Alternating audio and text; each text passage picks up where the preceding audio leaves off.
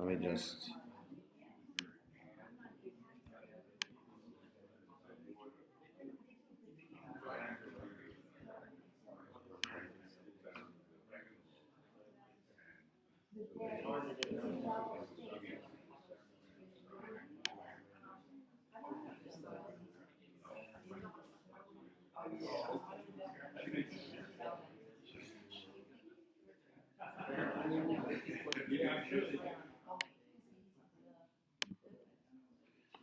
So, good evening, everybody. We are live online, and thank you for all those who are here in the Grossberg Baumgart Chapel at Shaare Tefila, and hopefully we'll have people watching online as well. So I didn't pick these papers. You might think, what does one topic have to do with the other topic in terms of recent decisions of the Law Committee? What does sports on Shabbat have to do with providing references for schools or jobs? And next week's topic of may non-Jews open the Ark? What do they have in common? The only thing they have in common is that they are the three most recent decisions of the Law Committee. A paper was just passed today by the dean of the rabbinical school on whether artificial meat, or that is laboratory grown meat, as opposed to slaughtered, the original source for meat, which is slaughter an animal and prepare it, and that's how you get meat. There's laboratory created meat, and may that be, what is the status of that? So I've heard Rabbi Daniel Nevins teach parts of this, and so he posted on his Facebook page today that it was just approved by the Law Committee. So it'll be published soon, and the next time we do this class, we'll be looking at that. And as he said, it's a long paper. And so as is my way here, we kind of slog through the paper, and I try to make them as accessible as possible so we understand what the issues are and why, in broader terms, the conservative movement cares about it, and why, by extension, we should care about it too. Right? So Adriana. The question before. Yes. What does it mean to vote against? Does it mean that you vote? What do you vote against? Right. So Adriana's asking, what does it mean when it says that you vote against? So, for example, with our paper tonight, we have that there's always an italics preface paragraph that says how the paper was accepted. So this teshuva was approved on April 30th, 2014 by a vote of 18 in favor, 1 against, and 2 abstaining. So the question also stands, what does it mean to abstain? So it's unclear what voting against means, because it doesn't, perhaps in the minutes of the Law Committee deliberations, it'll say why Rabbi Paul Plotkin voted against this paper, what his issues were. But for the paper's sake itself, it doesn't matter. What matters is that it has the requisite amount of votes to be accepted and followed by rabbis, and therefore by congregations within the conservative movement. So I wish it would say what the issues were, what they were voting against, and why rabbis abstained. What's the point of abstaining? So we'd have to read the minutes, and I'm not sure whether the minutes are accessible to all people, or whether just for rabbis to request the minutes. So Rabbi Plotkin didn't write another opinion. Right. So those who vote against don't necessarily write a dissenting opinion. We will, next week's topic, I did provide for you the paper that's in favor of non-Jews opening the Ark, and the dissenting opinion. So the paper, we'll see next week's paper that says non-Jews may open the Ark, had more votes against it. but it was still an accepted opinion because there were 8 votes in favor. So because there were so many votes against, somebody wrote on behalf of the dissenting opinion. So it's kind of like the Supreme Court. You have somebody designated a right for the majority and one person designated right for the minority. But here the minority is so small that it wasn't worth it. So who knows what Rabbi Plotkin's issues were. Bill? How many votes again is required to be accepted? So I think how many votes are required for a minimum votes required for it to be an accepted paper? I believe the number is 6. So I'd have to check with the minutes of the movement of the law committee, but I'm almost positive 6. And it used to be majority and minority opinions. That's how they were published. Now it's just opinions. So somehow the law committee and the rabbinical assembly felt that adding that it's a majority or minority opinion might sway people unnecessarily, and they didn't want to sway people in that way. They just wanted to say these are accepted opinions, and it's up to the individual rabbis to determine what they want to follow. As far as the opinion itself, isn't this sort of like a consensus?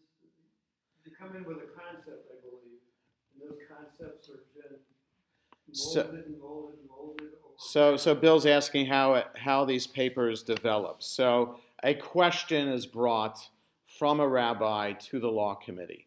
The chair of the law committee decides whether it's a question worth deliberating in the law committee. They deliberate over it, and they decide whether it's something they want to tackle. If it is, then the chair of the law committee asks for volunteers to write the opinion. So it's possible that Rabbi Elliot Dorff is the chairman of the law committee now. So it's possible he has a list of who wrote last and who's next up to write, and that's simply the way to do it. It depends. I really don't know the process. I've never been on the law committee, haven't been asked, and if I were asked, I would decline because I just don't think I'm knowledgeable enough about the sources to sit on the committee. But nonetheless, a person, depending on the complexity of the issue. So, for example, this paper is written by 2 people. I think Elliot Dorff, the other guy, Mark Gary, no, I don't think he's a rabbi, but he works in the Human Resources Department of the Jewish Theological Seminary.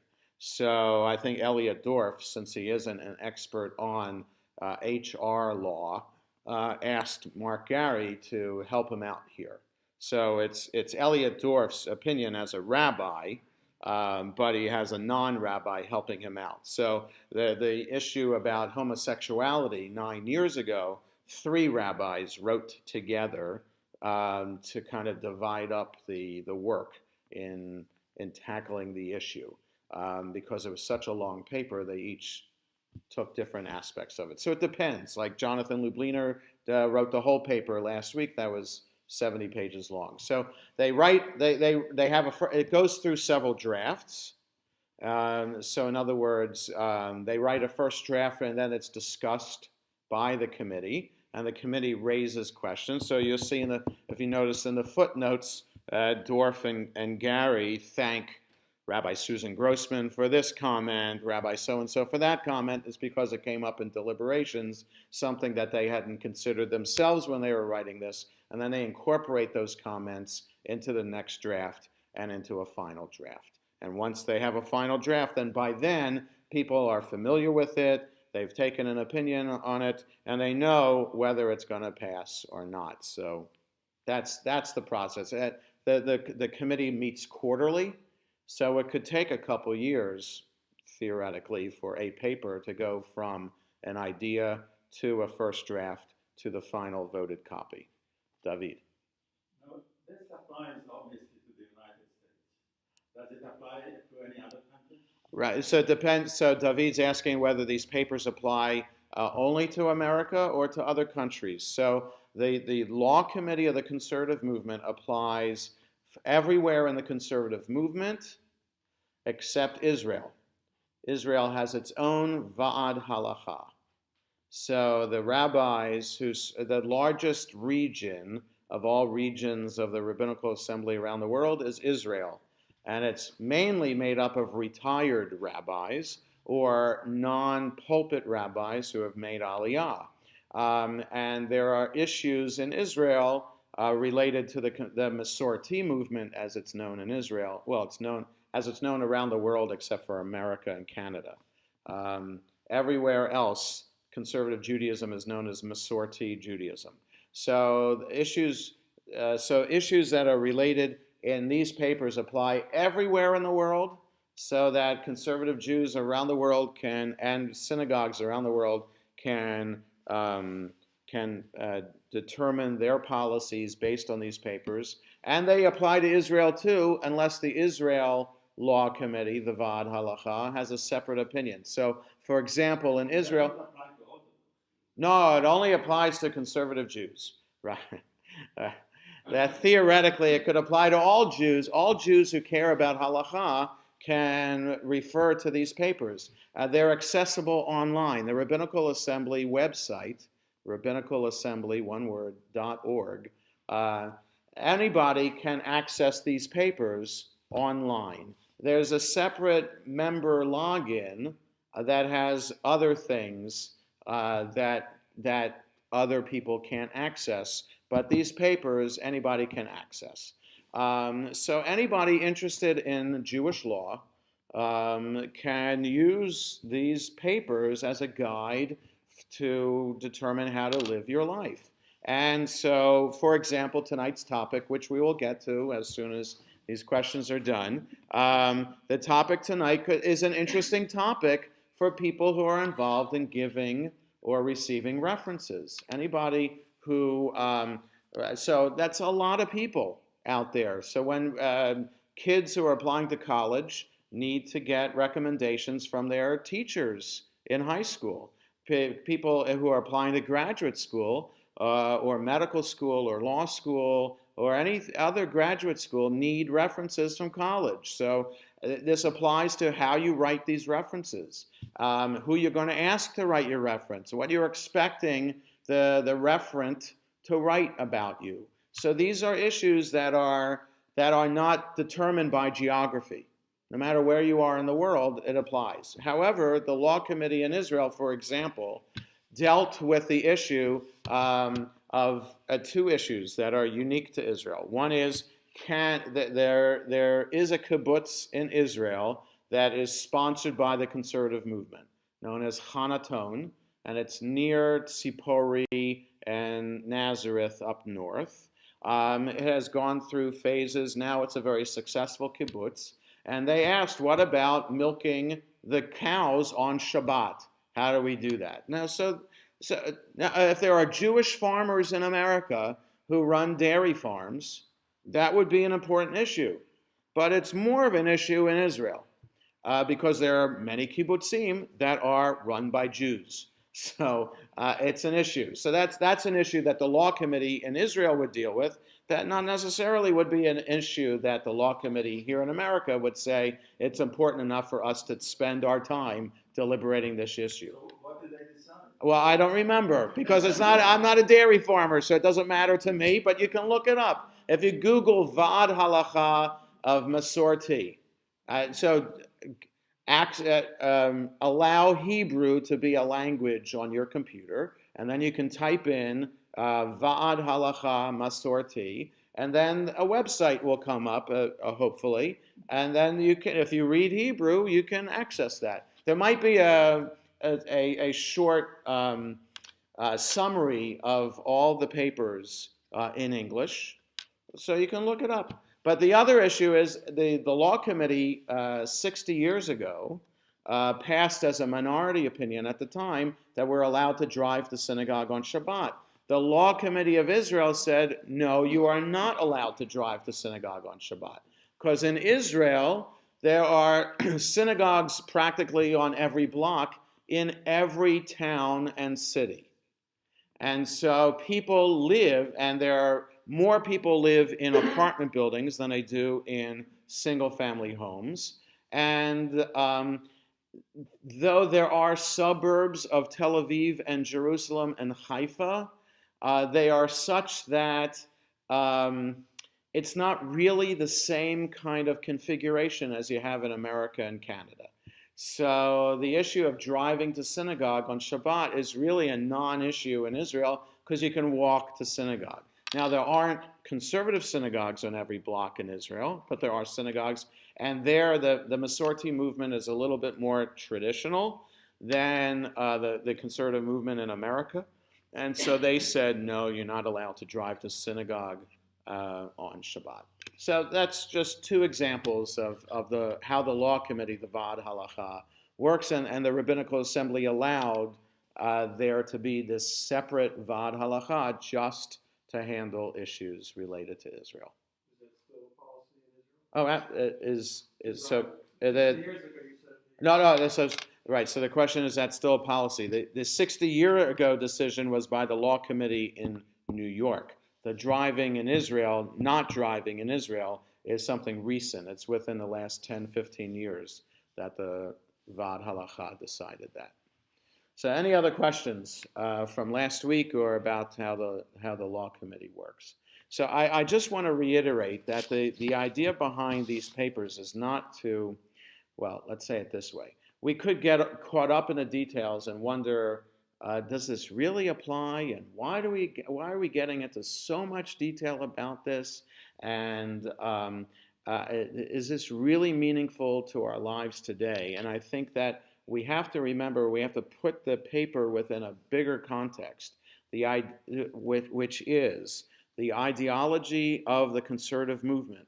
So it's not necessarily the case that all conservative Jews buy into this ideology. People belong to conservative synagogues for a variety of reasons. Ideally, we would hope that people belong to a conservative synagogue because they buy into the ideology and that they live their lives by that ideology, but we know that that's not really the case for the majority of conservative Jews. But the conservative movement says that what it means to be Jewish today is not only a commitment to the religious principles of Judaism, that is, you believe in one God, you believe in the cultures and traditions of Judaism, but you buy into the system of mitzvot, that you feel that they are commandments, and therefore you feel, not you personally, but one feels that we observe these laws because we are connecting to God in some way. That's what it means to feel commanded. And there's somehow, by following this system, we are saying that there is a force out there that is bigger than us, that we are part of a chain of tradition that existed long before us and will exist long after we depart this earth. And so there's something powerful about buying into that kind of system. That's what conservative Jews say adds meaning, religious meaning, and enrichment to our lives. David. No, I believe I read or heard that close to or half of all Jewry now lives in Israel. The majority of Jews in the world today, so there are 13 million Jews, give or take, in the world, and there are 8 million people who live in Israel. So most of them are Jewish, and so therefore this is the first time. The most recent census, which came out on Yom HaAtzmaut, Israel's Independence Day, says that the majority of Jews in the world live in Israel. So do you have any idea what percent of them are Masorti or conservative? Okay, so what is the percentage, David is asking about Jews in Israel or Jews around the world? In Israel. So how many Jews in Israel are Masorti? So that's an interesting question because Masorti means traditional. Masorti also is the name of the conservative movement. So there are many people in Israel who will call themselves Masorti as opposed to calling themselves Dati. So just to be brief about this, so in Israel you're either Dati or Lo Dati, religious or not religious. And when people in Israel define themselves as religious, they're defining themselves as Orthodox. That's all that people know about Israel. Now, the conservative movement and the reform movement have been in Israel since 1948, if not before. And there are conservative synagogues in Israel that have been around for almost that amount of time, and still it's seen as an import. So no matter that now Israelis lead the Masorti movement in Israel, that doesn't matter. It's still seen as an import. There is a potential crisis in Benjamin Netanyahu's government as we speak, because Netanyahu spoke to the Jewish Federations of North America, their General Assembly, yesterday. Yes, he spoke yesterday. One of the things he said was he's going to do all he can to support the conservative and reform movements in Israel. Now, governments in Israel are always coalition governments made up of a variety of parties. Every government in Israel since 1948 has included an Orthodox party, at least one Orthodox political party. So the Haredi parties in Netanyahu's government are threatening to quit the coalition over the fact that Netanyahu wants to support non-Orthodox movements in Israel. So that's a major problem for Netanyahu politically. So whether he's going to follow up on what he said to the Federations of North America, that's another issue. Okay. But the problem for Masorti is, and for reform, is that the perception by Israel, sometimes when I've taken a cab, when I've been in Israel for a conference, I've gone on a mission during the Intifada in the 90s.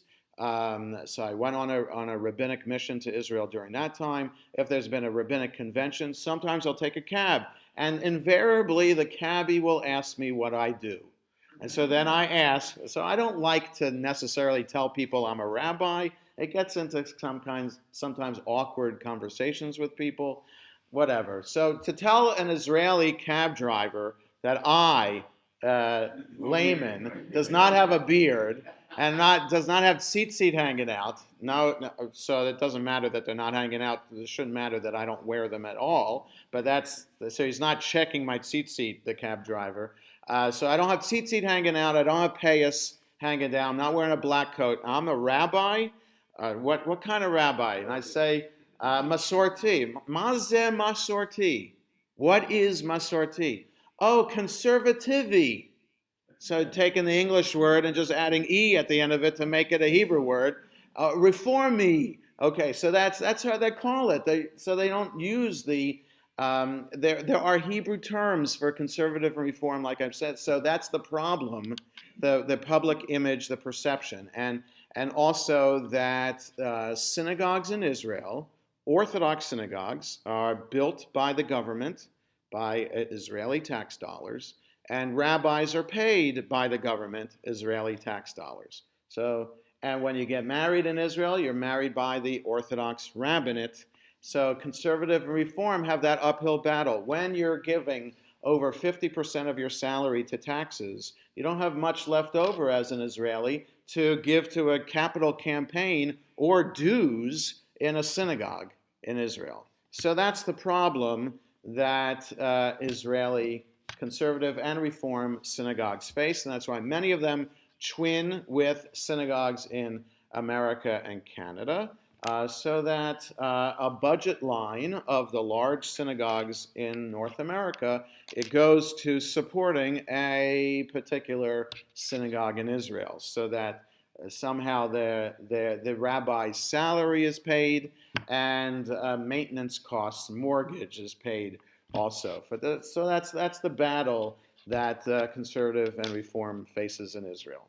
Okay, so let's get to the, unless there are any other questions, pressing questions about the law committee and Israel, let's get into tonight's topic, because this is good that we've spent 25 minutes talking about these questions, so I wasn't sure that we would have an hour and 15 minutes to talk about tonight's topic, because it's basically quite simple.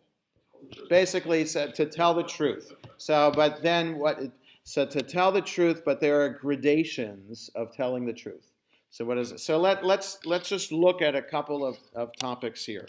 So obviously, a religious principle is to tell the truth.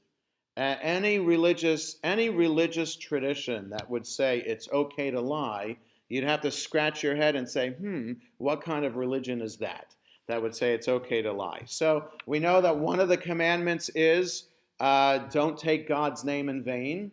And it also says to not swear falsely, right? So one of the commandments, do not swear falsely, means you have to tell the truth. It also says in the Torah, midvar sheker tirchak, from falsehood, stay far away from falsehood. Okay? So we also know from the Torah that we have to guard our tongue very carefully as well. So there's the whole idea. So we have the portion Mitzorah in the book of Leviticus, sometimes combined with Tazria. So Tazria and Mitzorah are two portions, better that they're combined. So you get, it really describes very unusual and graphic, disgusting things that might happen with our body, things that flow out of our body or things that might appear on our skin. And how we handle these things, they make us impure. Some of them make us impure. And if they make us impure, how can we cure ourselves of these things and purify ourselves once again? These rashes that appear on our body can also appear in our homes. So it's something that might appear as mold could be seen as this kind of rash. And what does that mean? Why are people getting the rash? And that's what how the rabbis interpret these natural phenomena, that it's just not something of a freak of nature, but rather God is determining that this particular person is going to be suffering from this particular rash, or that their home will be suffering from this particular rash, that it means something about them. What did they do wrong? So they take Mitzorah, which is spelled Mem, Tzadi, Vav, Resh, Ayin. So let me write it out here so people online can see this. I have to go backwards here. Mitzorah. So they get a couple of words out of that. Motzi, shame, ra. Okay, it's someone who who slanders or libels, using speech in that way to lie. So anyone who has participated in that kind of speech could be susceptible to that kind of rash on their body or that kind of rash in their home. Okay, so now what the paper points out and refers to in their footnotes and also in the body of the paper is a work by the Chafetz Chaim, a rabbi from about 150, almost 200 years ago in Europe, whose magnum opus was a halachic dissertation, a Jewish legal dissertation on speech and the whole idea of lashon hara, gossiping. So there are differences between gossip, slander, and libel, and the Chafetz Chaim in this book delineates all aspects related to this. So before I get into that, just want to point out also that the paper also points out that the liturgy on Yom Kippur focuses a lot on this issue of gossip. Okay, so the idea that we want to be truthful, we want to be honest people. So it's not just honest in commerce and business. That is more of a black and white issue. Obviously, there are gradations about it, but that's easier to delineate what it means to be honest in business, because the Torah talks about honesty with weights and measures, things like that. You have to pay your employees. If you're hiring day laborers, you must pay them at the end of the day, etc. So there are lots of things in the Torah, and the rabbis expand upon being honest in business dealings. But then there's also honesty with speech. And speech is the hardest thing to control because we're not always careful in what we say. And we always have to think about what we're saying and the impact of what we're saying, what it could have on the person that we're talking to, and also the person we're talking about. Okay, so that's always very difficult. So there's one prayer that is repeated in all of the services of Yom Kippur, beginning with Mincha on before you start your fast. So the Mincha service before you eat your last meal before Yom Kippur starts, that Mincha service has this prayer, the Al Chet. For this sin I ask forgiveness, and it's a long list. And then Kol Nidre has it twice in the silent Amida, and then in the service that goes on after the Amida, in the Shacharit service twice, silent and when it's repeated, Musaf twice, Mincha twice, and Ne'ilah.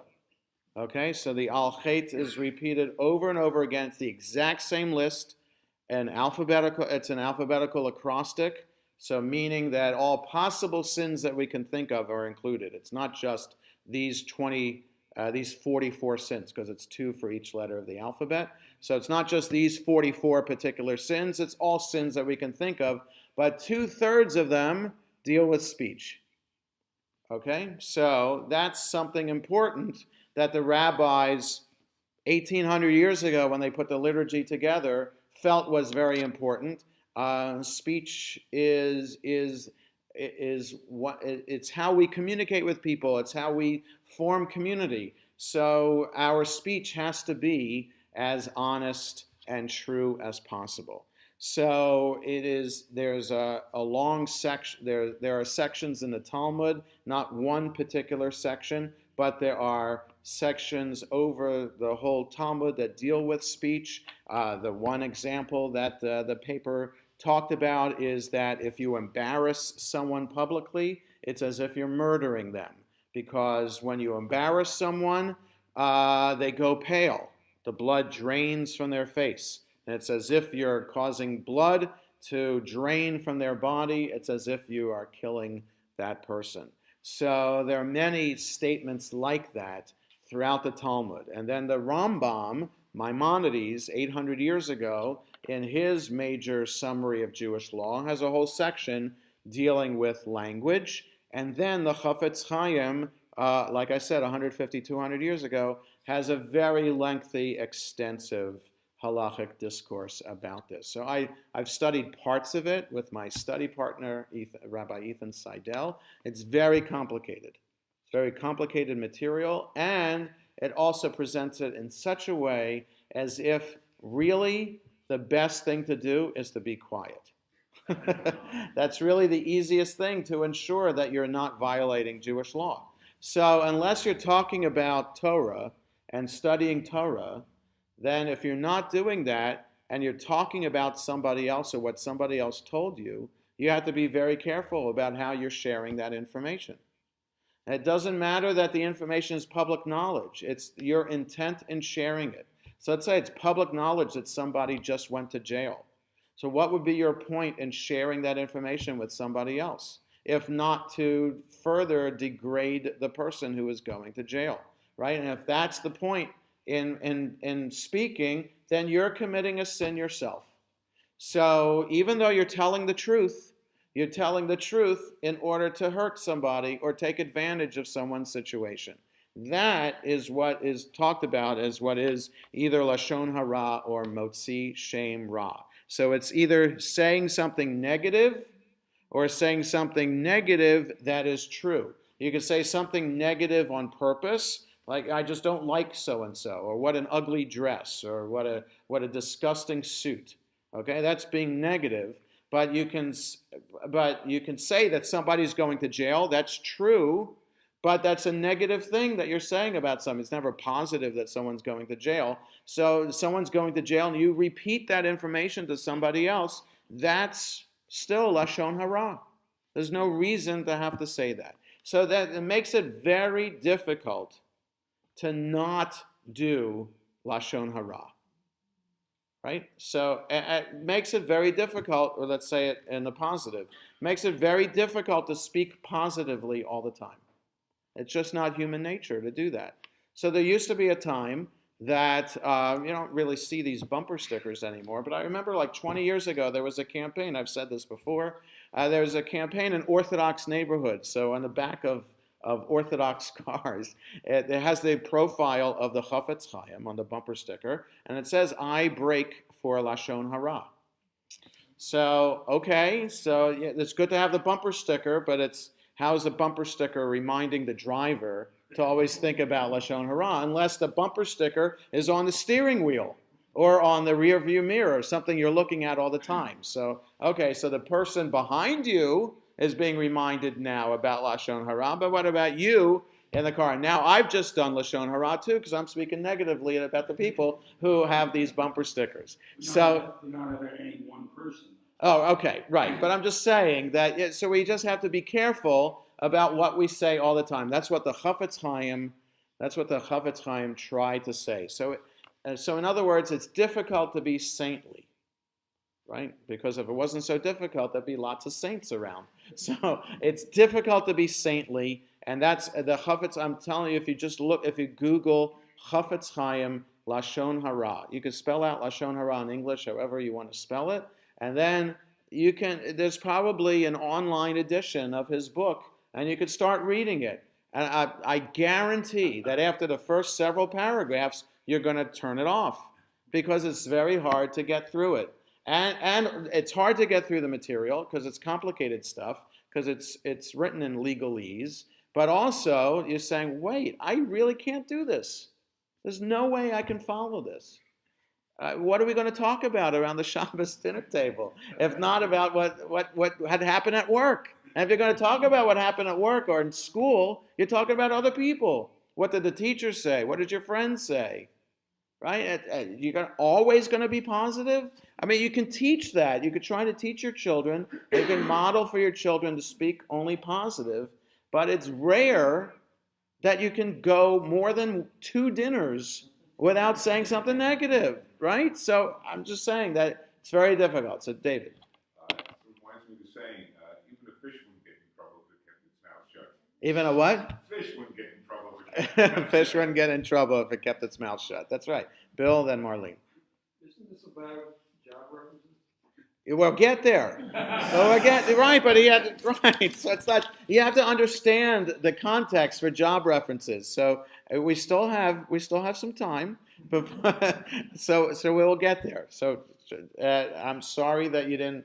I'm assuming that means you didn't like this discussion so far, Bill. But we just have to understand the context and understanding how difficult it is to be truthful all the time. Okay, so Marlene. Yeah, so I was just bringing up the point that I think for in the teaching profession, it's very difficult, this Lashon Hara, because it comes up when you're trying to discuss with colleagues about either a student or a parent, and just to share information, because it's a fine line on how much you teach. Right. Okay, so Marlene's bringing up the issue of being a teacher. She's a teacher herself, and when you write report cards. So, and you put comments in the report cards. What can you say? You want to be truthful about the student, but how can you be truthful in a way that's not hurtful? Right? You want to be helpful in the comment, because as a teacher, you have a responsibility to ensure that your student is learning. And if there's a problem, an issue in the learning style or the learning ability of the child, you want to be able to convey that in a way that's not hurtful. So that's fascinating, but that wasn't a topic of the paper. But there are lots of things that we do at work that involve speech or writing about people that we have to think about. So yes, a teacher has to be truthful in that way, but you would hope that that the parent isn't learning about their child's learning abilities by reading the report card. That it's something that a teacher has already had a conversation with the parent about already. So this isn't something new, but it's on the file then. Once it's on the report card, it's in the child's record so that, it's a responsibility then of the school and the parent to buy in to whatever plan that is there for the child moving forward. So all of that is something that my wife Lenore deals with all the time as the director of educational support services at the Charles E. Smith Jewish Day School. She deals with IEPs, individual educational plans, for lots of students at the day school who have some kind of learning issue. And so then it's a matter of being brutally honest with the teacher, with the parent, with the administration, to come up with a plan that will then be recorded and needs to then be followed. So yeah, so it is hurtful, and not all parents buy in right away. And a lot of parents just say, forget this, I'm leaving this school. They obviously don't understand my child. And other parents will say, yes, absolutely. Wow, I never understood this. Thank you for explaining what exactly is going on with my students' learning capacity. So you have all spectrums there of parents responding to this information. So yes, so so the issue, getting to Bill's point, which is the point of the paper, with speaking about references, it's a gray area, and that's what this paper is saying. That let's say someone who used to work for you is now applying for a job someplace else, and you have to provide a reference, and you want to be and there are aspects of that person who worked for you who, in the new position, that person's skills might not fit appropriately. Then how do you handle that in dealing with the phone call, right? So I'm the employer. There's a candidate who used to work for me who is going to be potentially hired by another employer. So that other employer calls me for a reference. Whether the candidate put me down or not, it would be obvious that I was the most recent employer, that I would have to be one of the people that the future employer would have to ask. So what am I supposed to say if I'm aware of skills that might be lacking in this candidate? So what they say is very interesting, that you don't have to say anything unless you're asked. And so, right, so Saul, as someone from the corporate world, is agreeing with, and so they also point out in the paper what the American legal system and human resources laws are all about. And then there's even worse than that. I'm just saying in terms of hiring and how people just go from job to job because people are just giving name, rank, and serial number, the NRS, as they're pointing out here. So what good is that in helping in hiring someone for a job when all you know is, yes, they worked from this time to this time in this job? So that doesn't help in any way. So your people are afraid of lawsuits if they tell the truth, and then that truth gets back to the candidate, and the candidate didn't get a job because of that truth. How much can you give? So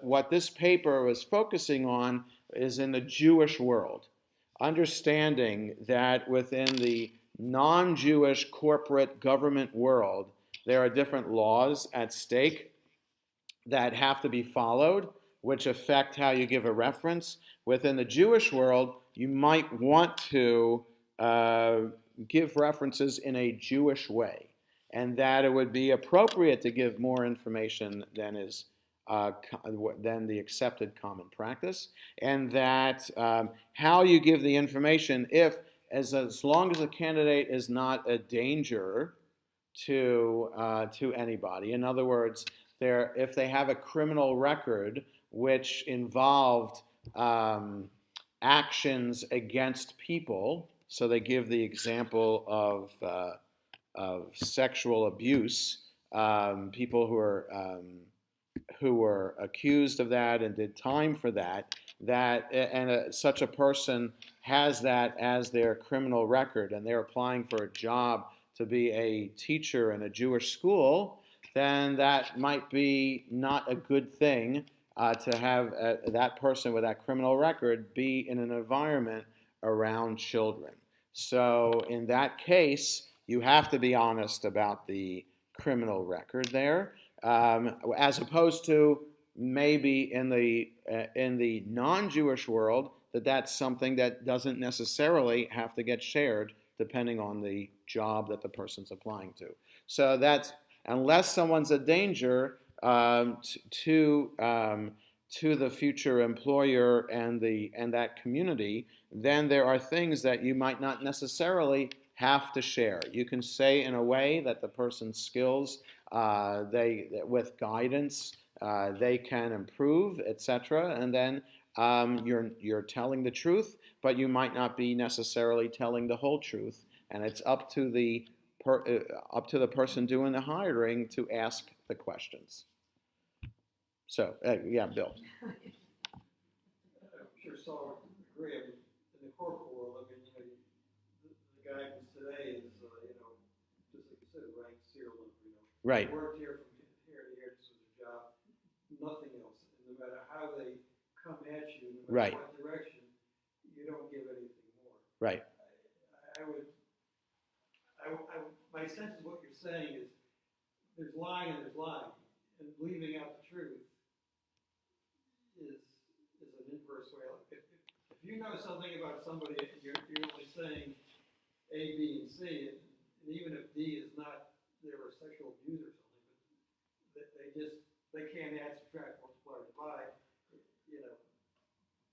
that's not illegal. If you leave that out, they come in late, there's all kinds of other problems. So Bill's talking about issues related about leaving something out, and that in information and giving a reference. It relates back to the introduction I was giving, that you have to be careful in what you say and the intent behind what you're saying. So if you volunteer information that is negative about somebody else, then you are violating Lashon Hara. But you might not be violating that when you are asked the question directly. So it really what the point of this paper is. It's for employers and employees to understand the nature of looking for a job, and that it is the responsibility of the employer to be asking the questions. Because if they don't ask the questions, then they cannot expect the reference to be giving out all this information because it's Jewishly inappropriate. That's what they're saying. So it's the responsibility of the employer to be asking very, very specific, pointed questions. And what they're saying is that the employer can even ask in a Jewish setting, in a religious setting, it can be appropriate for the employer to ask personal questions too. That would be related to the performance of the job. So in other words, if it is let's say someone is applying to be an Orthodox rabbi, so it would be imperative then that candidate be an Orthodox person, meaning that they keep kashrut to an Orthodox level and that they observe Shabbat in an Orthodox way. And so it would be very appropriate for the Orthodox synagogue to be asking their candidate very personal questions. Are you married? How long have you been married? Do you have children? Why don't you have children? They could be asking that. Would be totally inappropriate in a corporate government setting to ask personal questions like that, because it has nothing to do with the candidate. Whereas in a Jewish environment for that particular job, it is very important, because a rabbi, at least in an Orthodox world, is an example, a religious example, to the congregation. And so there are things. Do you drive to synagogue on Shabbat? How far do you walk? How do you observe Shabbat in your home? Tell us about the kashrut standards in your house. Very, very personal questions, which would be acceptable in that kind of setting. So that's another element of this as well, depending on the kind of job, that personal questions like that, which would be absolutely forbidden and that could be liable to lawsuit in the corporate or government world if those questions were asked, are deemed appropriate in the Jewish world. Yeah. I was often asked via people's references, and I would commonly say to people, particularly people whose job performance was maybe substandard, yes, but I just want you to know I'm going to tell the truth. Right. And invariably, that's, I never got called. Right. Right. And I would think with regard to what we're talking about here, if I was called, and this was a guideline of mine, Right. I would say, let me get back to you, and I would call the person and say, I'm being called, you told me you're going to be a reference, but I want you to know I'm going to have to tell the truth. Right. So what Bill is saying is that he has often been asked to be a reference, and he's told the person, I'm going to tell the truth about you. And sometimes, most of the times, he would then not be asked to be the reference. And if he got a call from an employer, then unexpectedly, he would say, let me get back to you, and then call that candidate and say, I just got a call, I'm going to tell the truth.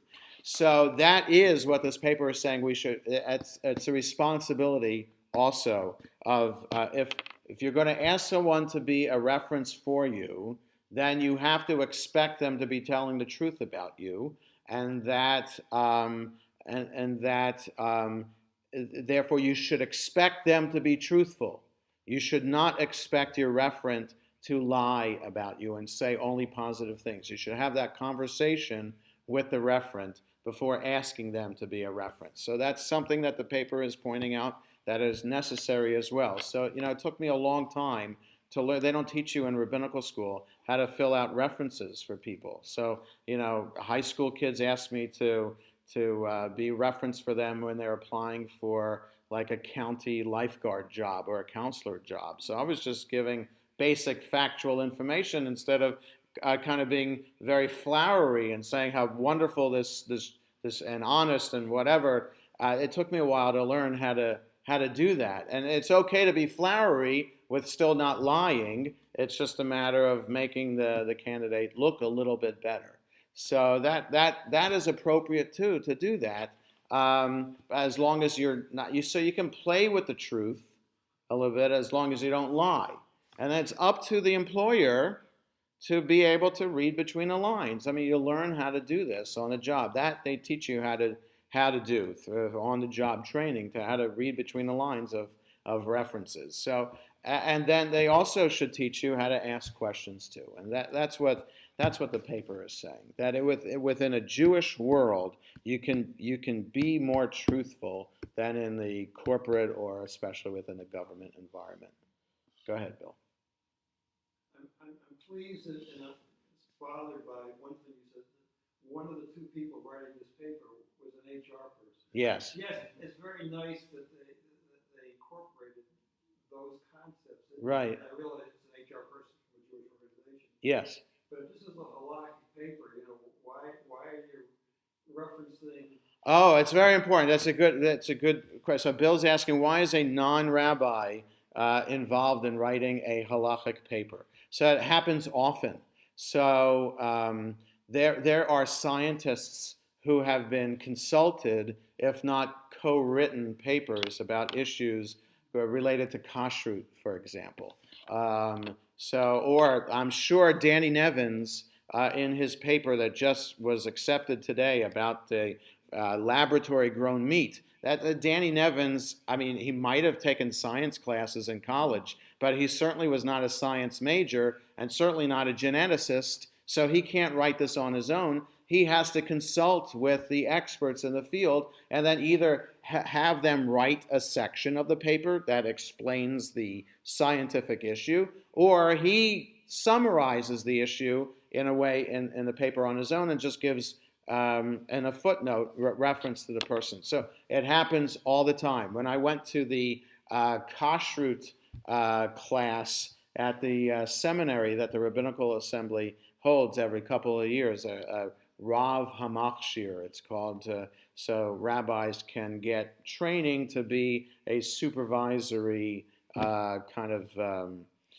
agent for restaurants or catering companies or something like that in an area in which there isn't Orthodox hashgacha around.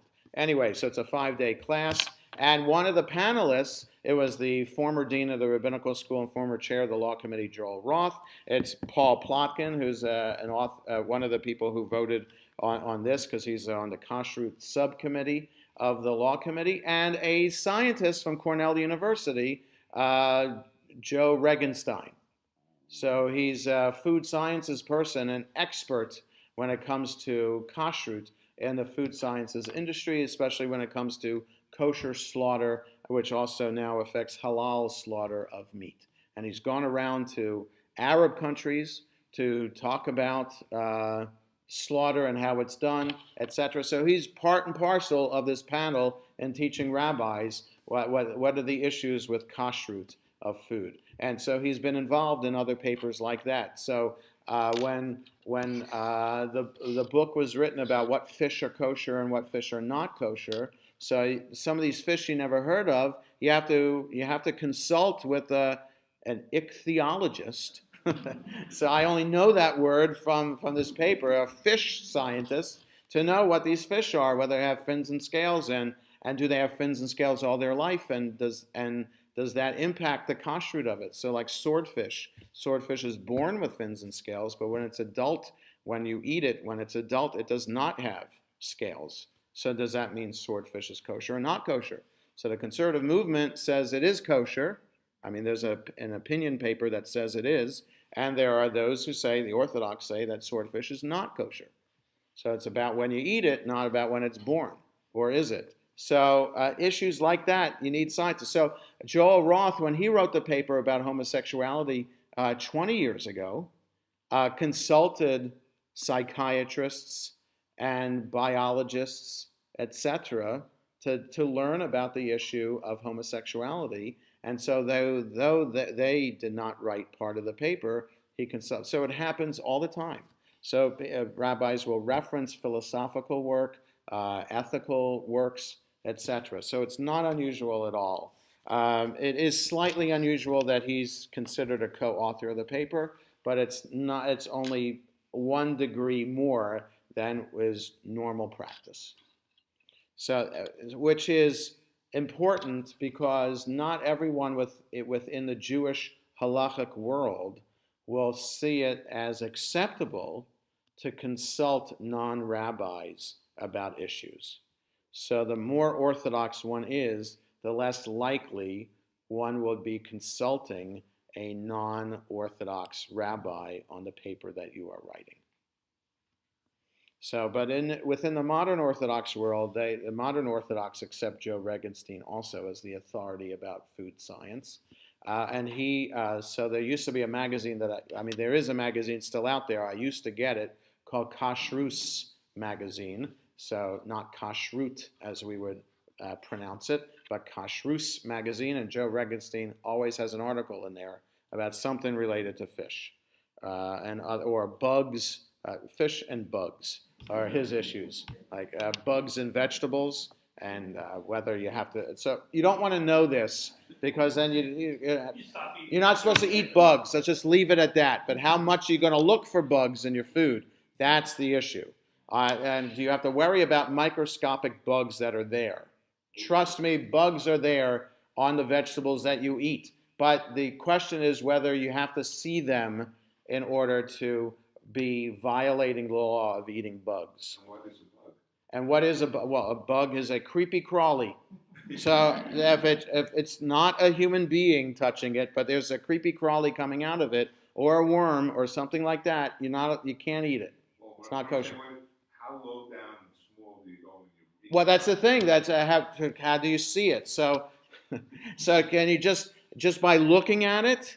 Or do you have to look under the leaves? How many leaves do you have to look under? Right? How big does a bug have to be? So yes, all these are issues. So it makes it very difficult then, like strawberries. There are always bugs under the green leaves of the strawberries. So it's just easier to cut that off before putting it on a platter. Some people leave the green leaves on when you put the strawberries on the platter. It looks nice. But no, you shouldn't do that because you might end up eating a bug. Okay, but there's lots of other vegetables that have these issues. So, microbes would not be, but I don't know. I don't know. So that's why I don't bother being a Rav HaMachshir, because there's all this stuff that gets very complicated. And who's going to accept my supervision? I'll accept it. Oh, you'll accept it. That's very nice, Julian. Thank you. But not everybody will accept it. So here in Washington, we have the VOD of Washington, the capital K. We have an alternate one. The Beltway VOD now is an alternate VOD that supervises some places. And then you have the OU coming in, doing some things, even though we have local stuff. And we have Star K in Baltimore. So, you got plenty of hashgachas around here. You don't need Jonah Lehman around to add into the mix. So that's fine by me. But all this stuff is very, very complicated stuff, and it's all a matter of how matter of degrees of how involved we want to get. But back to the point of the references here. So again, the issue here is within a Jewish context, not necessarily within a non-Jewish employment context, because you're limited by the laws of the company and American law there, where you might not, though you are limited by that stuff, of course. Jewish companies have to follow American law. That's not the question. The question is about how open you can be with references, and that within a Jewish concept, within a Jewish context, people applying to jobs for Jewish companies, mainly nonprofit companies, that's what they're talking about, Jewish community agencies, then people, employers, and future employees have to expect that there could be questions that might be a little bit more probing than in the non-Jewish world, and that some of these questions are very appropriate, and how as we were saying, the point is how much information you're giving up, and the responsibility of the employer to be asking the probing questions. So, any other thoughts or comments about this, Saul? Well, there's something you started with. Yes. You said that we're not supposed to lie. But Right. We have a lot of examples in the Torah where our forefathers lied. Right. I can think of two right off. When you Yes. talked about. Right. One was getting the blessing. Right. This week's portion. Right. And then the brothers of Joseph telling Right. Jacob that he was killed and all. So how do they explain that? They just Right. said that was a bad. Right. So Saul is bringing up a very valid point. If the Torah is teaching us that we're supposed to stay away from lying, how is it that the main figures of our tradition, Abraham, Isaac, and Jacob, and King David, etc., are people who lied? So Abraham lied about his wife when they went down. As soon as they got to Israel, there's a famine. They go down to Egypt, and Abraham tells his wife to lie and say that you tell everybody you're my sister so that I won't get killed, so that people can have you. So we have Jacob and Esau, Jacob lying in order to get the blessing, etc., etc. So so the rabbis, in their interpretation of the Torah, take issue with the characters, and they say they know that these characters are important. I don't mean character in a negative way. I mean figures, literary figures are important. They become models for us of righteous behavior. So how can people who lie be models of righteous behavior? So it's within the commentaries in their midrash that they whitewash these events and say, no, we're reading it wrong. Don't read it as the text tells us. We have to understand that really they're not lying. So for example, Rebecca tells Jacob, go dress up as your brother and bring the food to your father while your brother is out hunting the food that your father asked him to bring. So Jacob goes in with some fur on his arms And Isaac says, "Who is this? Who are you?" And Jacob says, "It is, um, it is I, Esau. It is I, Esau, your son." So Rashi says, quoting the rabbis, say, "It is I, comma, Esau is your son." Okay, so that Jacob's not lying. So Anochi Esav Bechorecha. That's the three words. I, Esau, your firstborn. So the comma isn't there. Well, there's no comma, but the trop mark, which acts as a commas, is not situated like that. So it is one full phrase. I am Esau, your son, your firstborn. No, Rashi said no. He says Anochi, comma or semicolon dash full pause. Esav Bechorecha. Esav is your firstborn son. So that's because how could Jacob be lying? Jacob, he could be dressed like he's lying. He's following through on what his mother is telling him to do, but when he's actually talking, he's not lying. That's how the rabbis understand that. So that's how they understand lots of things that happen as well in the text. So that because they can't fathom that people that these important figures would be lying. Now, in a modern way of interpreting this, we might see this as very liberating for us. That even the most important religious figures in the Torah are not perfect people, and if they're not perfect people and they manage to achieve greatness, then there's chance for us too, who are not perfect, to achieve some greatness or receive blessing in our life. And I think that's an important lesson, but that's not one that the rabbis wanted to teach because they couldn't fathom that these figures from our tradition would have lied. Okay. Any other thoughts or comments? So the key with the references is they really should, someone should ask you to be a reference, but in the other aspect of it, well, somebody just called you out of the blue and said, "Did John work for you?" You said, "Yes, John worked for me." Right. So Julian's asking the bottom line. So again, you need to, if you're asked to be a reference, that's the ideal. You should be asked to be a reference, and you should consult with the person who's asking you and say exactly what you could be saying about them. And if that's okay, and if it's not okay, then you shouldn't agree to be the reference because you want to tell the truth. That's the imperative here. And that it's the responsibility, the onus is on the employer doing the hiring to be asking the questions. And if the employer is only asking NRS, name, rank, and serial number questions, then that's the employer's fault if they end up getting a candidate who's not living up to their standards. What if you haven't been given as a reference, but you're called? Right. And they ask the probing questions.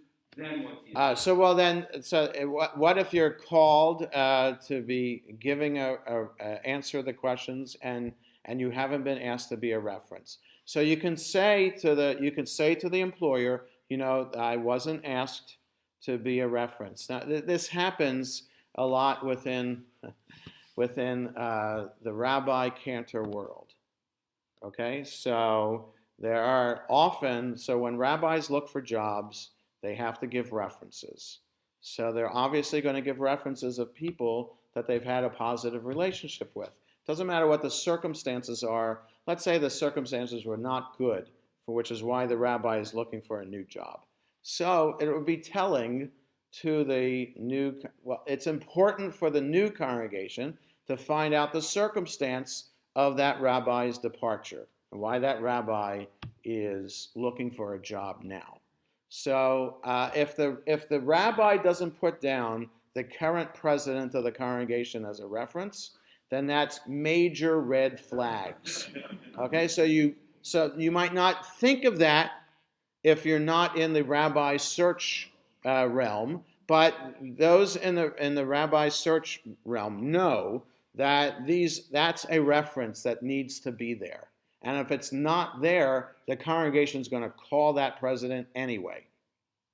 So if a cantor is looking for a job, or a Jewish educator is looking for a job, or preschool director is looking for a job, the rabbi of that congregation from which that person is leaving should be a reference, because that rabbi theoretically has worked closely with that person. And if that rabbi isn't a reference, then that person should be expecting that the rabbi is going to get a phone call, whether he's listed, he or she is listed. What's the rabbi supposed to say? So what the rabbi is supposed to say. So, well, it's the rabbi. You want to help. So you want to help the person get a job, and that person. No, that's what this paper says. That if that person hasn't done anything dangerous that would be harmful or potentially injurious to somebody else, then you can fudge a little bit. And so you can be honest, but be fudging. And let's say a person is not organized at all and doesn't follow through. So you can say, well, the person is creative in this way or that, and that it's up to the employer to read between the lines. Somebody asking the questions should be somebody who has asked questions like that before and can know what the signal words are to know what to ask. So yes, the rabbis should be knowing this too, but some rabbis are brutally honest, and some rabbis are. That has happened in the past in our congregation when we've hired an educational director a long time ago. So I asked questions, and I thought I asked probing questions. And the rabbi who I spoke to gave me answers that I thought were acceptable answers. And then it ended up that obviously this rabbi was talking about somebody else. So was that rabbi lying? Or was I not asking a probing enough question? I thought I was probing enough, but you live and learn. So again, some rabbis will, like the paper says, some rabbis will say anything in order to help this person get a job. Yeah, but in the corporate world, if you have a bad employee, you give them a good reference. Right, in the corporate world, you have a bad employee, you give them a good reference, right? So that's just how it works. Right, you want to get rid of them. Well, exactly. Exactly. You want to get rid of them. The employer wants to get rid of them. So you'll do anything to ensure that the person has another job. Right. They've already left you. Not necessarily. No, but if they've already left you, and somebody comes to you. Now, what you do is, it's a legal problem too. Right. What you have to do is just answer the question. Right, And exactly. most people don't ask the right questions. And at the end, they say, is there anything that you can comment on, both positive and negative? And you say, no, I can't. That's right. So as Saul is saying, so most of the time, the employer will run through the questions on a script and then say, well, is there anything else you want to add to this? So, right. So, of course, if you would just say, no, nothing else to add. So then, it's the employer's fault. So again, in the corporate government world, you're limited in what you can ask and what you can answer. In the Jewish world, you're not. So, according to this paper. So you're not going to lie. Obviously, the paper says not to lie, but it's appropriate for employers to ask probing questions, and it's appropriate for the referent to answer in an honest way. And then you don't have to worry about Lashon Hara. Okay, so we have 1 minute left. So, David, last question. One of the simplest ways of not answering, and ask the question that you really can't tell the truth because it's a problem. Right. I'd rather not answer. Yes, right. So also by what you're saying, so what David is saying, I'd rather not answer or no comment, something like that also would be the red flag. And it's up to the employer to then say, how to follow up in a way, find some other reference or something else to figure that out. So, again, looking for rabbis or cantors, it's not a normal search because, the search committees will go to the current synagogue where the rabbi and cantor is working, and Sid Schwartz is sitting right here. So when I came here from Lowell, Massachusetts. Sid just happened to be working at that time in Burlington, Massachusetts, just a little while away. And he attended morning minyan in Lowell and then reported back to the congregation. So, and there's somebody in that congregation who's related to somebody here in this congregation. So the relative spoke to the relative. So you just know that there are other people who are going to be given references about you, and you just have to hope that most of them are going to be positive. So that's just the way it works. All right, have a good night, everybody. Thank you.